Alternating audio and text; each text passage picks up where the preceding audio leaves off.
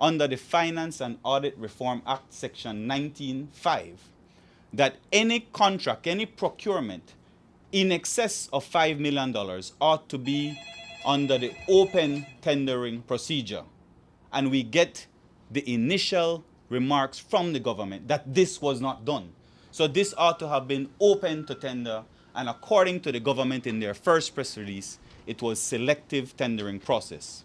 But even if you look at the selective tendering process, Jules, even if you look at that process, it is the obligation of the government to get substantial applications, not just one.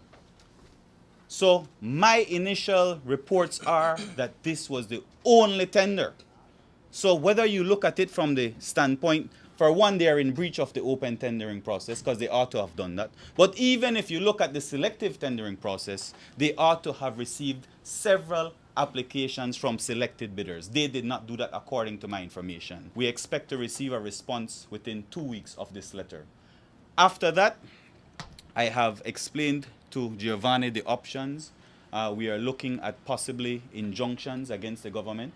As you know, these things are paid out in tranches, so hopefully we can get something very early on. And it would be a judicial review claim against the Ministry of Works for acting ultra vires, the act, because they employed the selective tendering process by their own admission, when in fact it ought to have been done open tendering. We have put them on notice, and we are doing so again today, that we want all of this information, because this is something that is rarely used, but it's something that should be used more often, to request information under the Freedom of Information Act.